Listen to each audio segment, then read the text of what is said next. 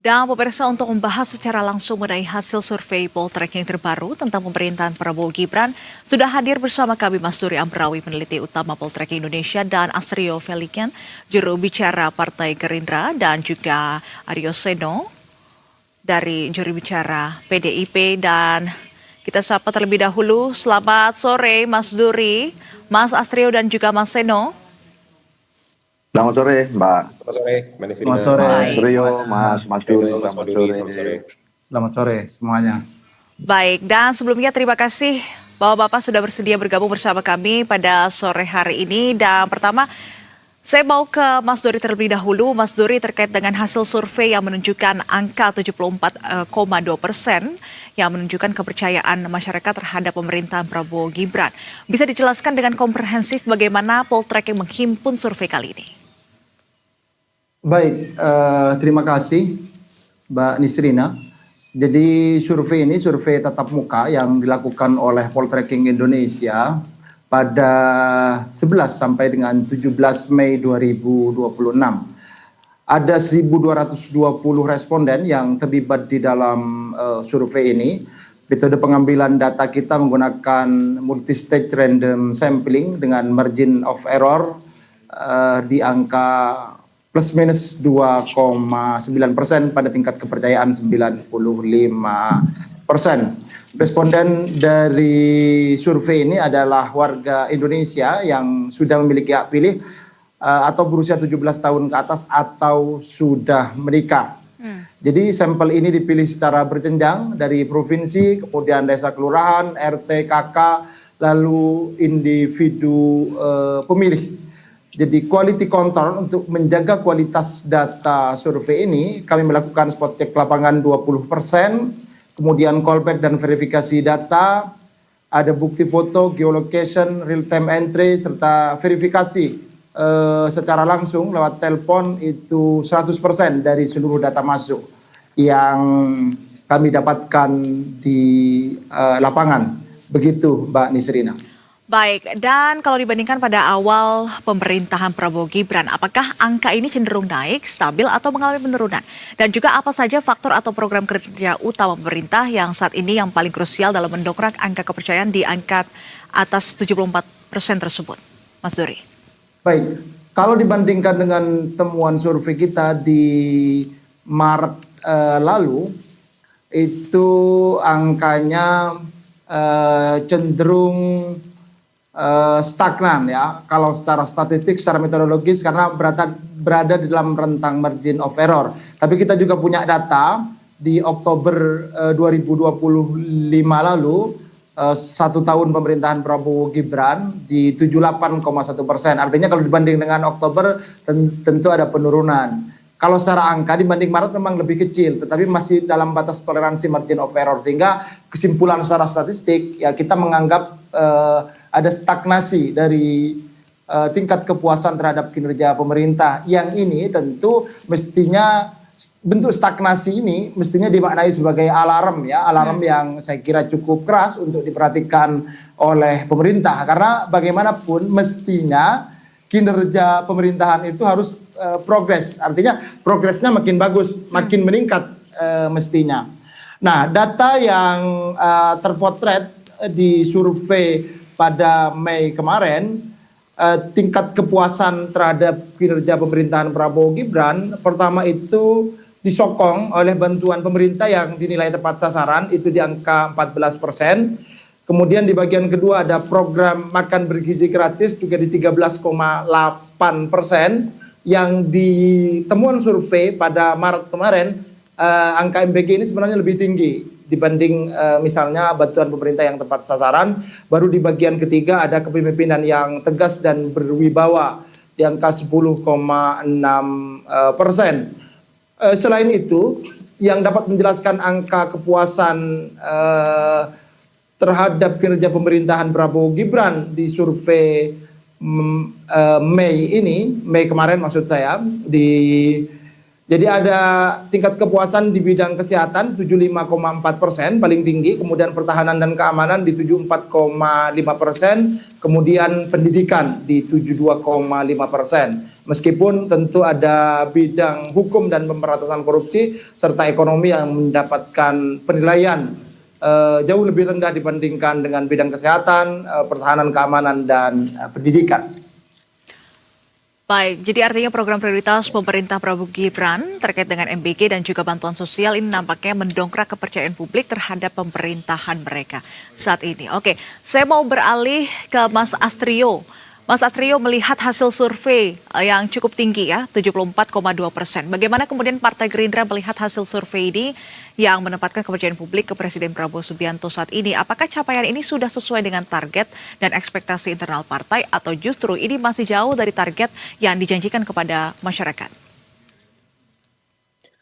Ya, Mbak Nisrina, tentu saja Partai Gerindra mengapresiasi hasil refleksi daripada survei ini, di mana tingkat kepercayaan dan juga kepuasan publik terhadap pemerintahan dipimpin oleh Presiden Prabowo dan Pak Gibran ini relatif cukup tinggi. Walaupun kami dari Partai Gerindra sendiri tidak pernah mematok target kepuasan maupun kepercayaan itu harus berapa persen, dan kami tidak pernah menganggap itu bagian daripada KPI, karena pekerjaan utama kami, terutama di Partai Gerindra, adalah mendukung pemerintahan agar bagaimana caranya seluruh program-program yang dicanangkan oleh pemerintah itu dapat terlaksana dengan baik, dan yang paling penting adalah agar dampaknya dapat dirasakan oleh seluruh masyarakat Indonesia.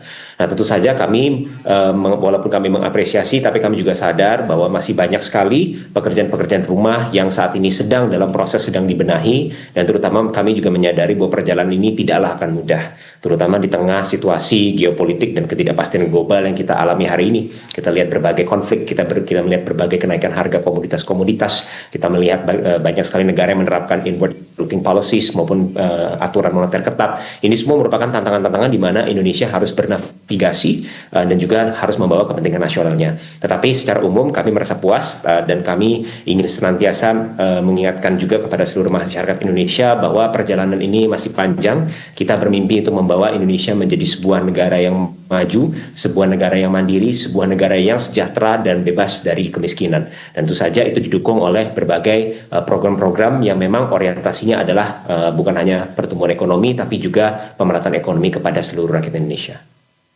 Betul sekali, belum genap 2 tahun dan angka kepuasan yang tinggi ini seringkali menjadi beban moral ya, agar nanti ke depannya tidak menjadi blunder begitu. Lantas apa kemudian strategi taktis dari Gerindra dan juga koalisi untuk memastikan agar kinerja pemerintahan Prabowo Gibran tetap konsisten atau bahkan naik melampaui angka 74,2% ini? Ya, sekali lagi Mbak Nisrina, kami tidak pernah mematok angkanya harus lebih dari sekian persen, itu tidak pernah. Tetapi kami dari Partai Gerindra, kami memiliki representasi di parlemen, baik itu di Senayan maupun di DPRD, di tingkat provinsi maupun di tingkat kota kabupaten. Tugas utama kami di parlemen ini adalah menjadi mitra daripada pemerintahan. Mitra ini tugasnya adalah bukan hanya mengawasi, tapi memastikan bahwa segala program-program daripada eksekutif atau pemerintahan ini dapat terlaksana dengan baik. Mitra ini dalam arti adalah tujuan utama kami adalah memastikan seluruh program-program daripada pemerintahan Presiden Prabowo dapat terimplementasi dengan baik dimanapun di seluruh wilayah daripada Indonesia. Dan itu artinya adalah terkadang kami juga harus memberikan kritik-kritik yang bersifat konstruktif. Dan ini bisa dilihat, mungkin banyak sekali teman-teman yang sudah sering menonton, banyak raker-raker maupun RDP-RDP terjadi di DPR RI ketika setiap komisi di DPR ini melakukan rapat dengan mitra-mitra kementerian. Bahkan banyak sekali kader-kader dari Partai Gerindra sendiri yang seringkali, acap kali memberikan masukan-masukan maupun kritik yang bersifat konstruktif. Ini tidak lain dan tidak bukan adalah karena tujuan kita sama-sama adalah memastikan bahwa program yang sudah baik, program yang memang tujuannya baik dan memang outputnya dapat dihitung dengan baik, itu dapat terimplementasi juga secara eksekusi dengan baik. Karena sebagus apapun program, Mbak Nisrina, kalau tidak dijalankan dengan baik, tidak dieksekusi dengan baik, maka hasilnya pun pasti tidak akan dapat dirasakan oleh masyarakat. Jadi itu strategi utama kami, mengawasi sesuai dengan koridor yang berlaku melalui pilar legislatif, melalui DPR dan DPRD, untuk mengawasi dan memastikan program-program dari pemerintah ini berjalan dengan sukses dan rakyat merasakan manfaatnya. Baik, berikutnya Mas Seno, sebagai partai oposisi, bagaimana kemudian PDIP membaca terkait dengan fenomena ini? Apakah angka ini mencerminkan realitas yang dirasakan oleh masyarakat di bawah atau seperti apa Mas Seno? Ya, makasih Mbak. Jadi saya luruskan dulu ya, kami bukan partai oposisi. Kami dari awal berpegang teguh dan komit dan konsisten pada sikap kami sebagai partai penyeimbang. Artinya ini ada perbedaan yang sangat jelas. Kalau oposisi itu ya semuanya asal carok aja, mau itu positif, negatif, kita asal sapu aja kebijakan pemerintah ini dengan anggapan-anggapan yang tidak positif. Tapi saya kira PDI Perjuangan tidak mengambil peran dan sikap itu. Dan itu kan sudah sangat jelas bahkan dinotis dan diapresiasi oleh Presiden Prabowo pada waktu beliau memberikan pidato di rapat paripurna DPR. Kalau teman-teman Gerindra dari Mas Rio bilangnya mengkritik, kalau PDI Perjuangan mengkritik keras sekali itu kata Pak Prabowo. Dan itu kita melakukan itu karena kami sadar tugas konstitusional kami sebagai partai penyeimbang di luar pemerintah, ya tugasnya adalah memberikan masukan di blind spot yang dimiliki oleh pemerintah. Contoh paling gampang kan kalau kita bilang sebagai mismanagement tata kelola implementasi program Pak Prabowo yang visinya bagus sebenarnya, tapi implementasinya kan sering kita kritisi. MBG misalnya yang baru saja pimpinannya dilakukan cuci gudang oleh kejaksaan. Itu kan sudah lama sekali kami memberikan masukan soal tata kelola yang seharusnya lebih baik, lebih transparan, dan waktu itu banyak yang tidak sepakat dengan kami, tapi hari ini apa yang kami sampaikan itu kan artinya sebenarnya adalah suatu pengingat agar pemerintah Pak Prabowo itu bisa bekerja sesuai dengan realnya, dengan agar program-program prioritasnya bisa terlaksana. Tetapi kalau membaca data Mbak, sebetulnya ya kita nggak bisa menutup mata ya. Saya itu masih ingat bulan lalu saya juga diundang bicara soal ini ya, juga dengan Mas Duri gitu, dan angka kepuasan publik yang saya ingat di waktu itu masih di angka 75 sekian persen. Hari ini 72, sekian persen ini kepuasan ya, bukan kepercayaan publik dari datanya Poltreking sendiri. Di Oktober lebih tinggi itu 79, sekian persen. Artinya kalau bicara tren ya bukan tren stagnan. Buat kami ini ya tren penurunan. Dan ini kan harus diwaspadai betul oleh pemerintah agar tidak kemudian menjadi suatu sinyal bahwa ada distrust itu dari masyarakat yang semakin hari semakin bertumbuh. Bayangkan hanya beda 1 bulan saya sudah turun sekitar 2%, 2-3% itu kan ya tidak baik-baik saja. Artinya ada PR yang harus dibenahi, ada persoalan-persoalan tidak hanya di luar negeri tapi manajemen di dalam negeri juga harus diperbaiki, dan saya kira itulah yang sikap kami tunjukkan. Kami ingin memberikan masukan agar tidak sampai kemudian ada kesalahan tata kelola yang harusnya bisa dicegah. Saya kira potret survei itu menggambarkan bahwa masih banyak masyarakat yang kritis dan mengharapkan pemerintah Pak Prabowo ini harusnya bisa bekerja lebih maksimal. Itu sih Mbak. Baik, Mas Hendra, sebelumnya terima kasih atas koreksinya PDIP sebagai partai penyeimbang ya. Dan kalau kita melihat juga dari hasil survei 74,2%, artinya masih ada sekitar 20% masyarakat yang menyatakan kurang atau tidak puas dengan kinerja pemerintah saat ini. Lantas mungkin bisa dielaborasi kembali Mas Eno, catatan dan evaluasi internal PDIP apa saja terkait dengan isu-isu fundamental yang masih menjadi PR pemerintahan saat ini? Ya sekitar 5% atau 20% angka yang tidak puas itu kan kalau dikonversi dalam jumlah populasi itu kan gede juga Mbak, 80 juta jiwa. Artinya itu ada 80 juta orang yang masih menganggap bahwa harusnya ada perbaikan-perbaikan lebih dalam. Apalagi disebut Mas Duri tadi soal penegakan hukum, soal korupsi, soal berbagai isu-isu yang sangat krusial menurut saya itu menjadi catatan di temuan Poltreking. Kami menghormati riset dan data science ya sebagai basic kami menyampaikan opini. Oleh karena itu ini menjadi suatu tantangan sebenarnya untuk pemerintah untuk menegakkan hukum dengan baik, untuk menyediakan kepastian hukum dengan maksimal, dan kemudian tidak menggunakan hukum sebagai alat kekuasaan. Saya kira itu kan suatu masukan yang baik dari masyarakat, bukan hanya dari kami. Sehingga dalam konteks program prioritas misalnya juga saat ini pemerintah sudah dapat momen timing yang tepat nih untuk beres-beres berbagai tata kelola di program MBG misalnya, setelah kemarin pencopotan kepala dan 2 wakil kepala kan, ini kan suatu kesempatan untuk melakukan suatu operasi total gitu ya. Kalau orang sakit itu bisa dioperasi semua, diagnosis penyakitnya sudah ketahuan, lalu tinggal kemudian nextnya adalah obatnya harus jangan sampai salah obat atau malah kelebihan obat, itu yang harus segera dimanfaatkan oleh pemerintah dengan baik. Karena kalau bicara program prioritas yang menyasar paling banyak masyarakat ya harus dideliver dengan baik juga. Saya kira ini momentum yang sangat tepat lah untuk melakukan bersih-bersih dan perbaikan. Itu sih Mbak. Baik, dan ada satu penutup pertanyaan untuk semua narasumber, dijawab singkat saja. Ini terkait dengan kalau kita melihat masih cukup panjang masa pemerintahan Presiden Prabowo dan juga Wakil Presiden Gibran Rakabuming. Lantas apa satu PR yang mendesak untuk segera diselesaikan agar hasil survei atau kepuasan kepercayaan publik tidak hanya tinggi di segi angka, tapi juga tercermin dalam kesejahteraan masyarakat di kehidupan yang mereka sehari-hari? Kita mulai dari Mas Duri, silakan.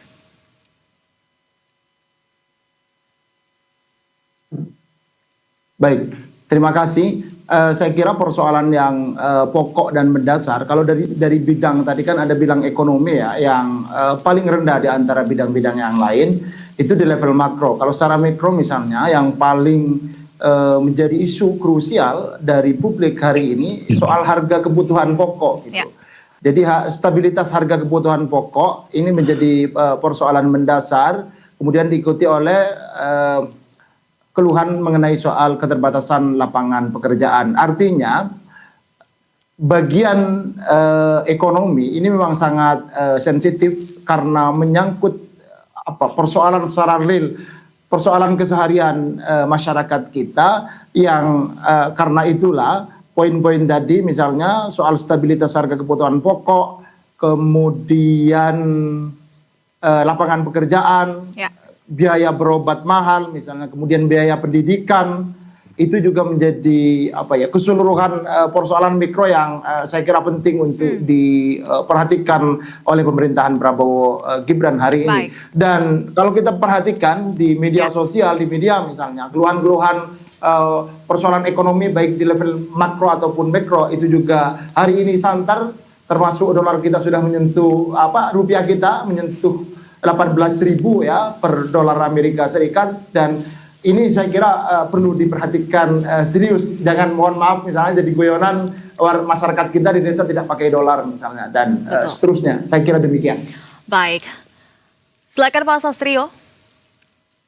Ya, saya rasa sekarang kita ingin Partai Gerindra yang menyampaikan bahwa negara itu selalu hadir. Negara selalu hadir untuk masyarakat yang paling rentan, paling termarginalkan, dan negara itu hadir untuk seluruh kelas menengah kita. Nah, saat ini pemerintah sedang benar-benar ingin kembali ke dalam konstitusi kita, yaitu Undang-Undang Dasar 1945, terutama di pasal 33 tentang bagaimana kita mengelola perekonomian kita. Bahwa perekonomian itu harus dikelola berdasarkan sistem ekonomi Pancasila, ekonomi kerakyatan, ekonomi yang berbasis kekeluargaan, dikelola untuk sebesar-besarnya manfaatnya bagi bangsa dan juga bagi rakyat Indonesia. Inilah alasan kenapa lahir beberapa kebijakan-kebijakan yang memang orientasinya adalah untuk dalam rangka membawa kepentingan nasional kita, seperti tata kelola ekspor sumber daya alam kita melalui pembentukan PPDSI, juga ada pembentukan PP 21 tahun 2026 tentang pengelolaan devisa hasil ekspor dari sumber daya alam, juga program-program seperti makan bergizi gratis dan juga Kopdes Merah Putih yang tujuan utamanya bukan hanya untuk membawa pertumbuhan ekonomi, tapi kembali lagi untuk menghidupkan ekonomi daripada rakyat dan perekonomian di daerah-daerah. Juga jangan lupa pemerintah juga saat ini terus melalui kunjungan-kunjungan presiden ke luar negeri. Setiap kali beliau berkunjung ke luar negeri, beliau pasti akan membawa pulang investasi-investasi ke Indonesia. Investasi ini penting karena untuk mendukung agenda daripada industrialisasi dan juga hilirisasi kita, supaya kita juga bisa menciptakan lapangan pekerjaan yang baik, yang formal, dan yang paling penting adalah high paying jobs yang dapat meningkatkan income daripada masyarakat kita. Jadi kami percaya walaupun tantangannya ada dan tantangannya tidak mudah, tapi we are on the right track. Kita minta semua rakyat agar tetap optimis bahwa pemerintah sedang melakukan segala daya upaya untuk kepentingan nasional dan kepentingan rakyat. Baik, dan terakhir Mas Seno, silakan Mas Seno. Ya, saya nggak panjang-panjang, Mbak, terakhir karena tadi sudah cukup panjang saya memberi catatan. Ini yang paling penting menurut saya adalah Presiden Prabowo punya visi dan punya niat mungkin untuk membangun Indonesia dengan lebih baik. Tetapi dalam konteks hari ini, itu kalau ada banyak masukan dari masyarakat, siapapun yang ada di pemerintah Pak Prabowo, sebaiknya didengarkan dengan baik substansi dari kritik dan masukan itu. Nggak perlu denial, nggak apa-apa. Terakhir kan ada siapa Pak Dino Pati Jalal misalnya, ada apa kritik-kritik dari berbagai civil society yang lain. Itu banyak sekali yang memberikan masukan soal berbagai hal. Belum tentu maksud mereka yang mengkritik itu tidak suka dengan pemerintah atau benci atau punya menyimpan dendam terhadap pemerintah. Tetapi yang memberikan kritik jangan-jangan sesungguhnya adalah yang betul-betul perhatian. Cinta tanah air itu kan bentuknya tidak harus selalu mendukung, mengatakan yang baik-baik atau memuji-muji. Tapi justru kadang-kadang rasa cinta yang paling dalam itu justru pada saat seseorang itu berani mengungkapkan kebenaran meskipun rasanya pahit. Jadi sampai saja jalan terus, tapi tetap jangan menutup diri dari masukan. Itu saja, Pak. Baik, tentunya kepuasan publik menjadi modal awal, tetapi kinerja dan juga hasil nyata ini akan menjadi penentu keberlanjutannya. Terima kasih atas informasinya dan juga sudah meluangkan waktu untuk bergabung bersama kami di Berita Satu Sore. Mas Seno, juru bicara PDIP, Mas Astrio, juru bicara Gerindra, dan juga Mas Duri Amrawi, peneliti utama Poltreking Indonesia. Selamat sore dan selamat kembali beraktivitas. Terima kasih.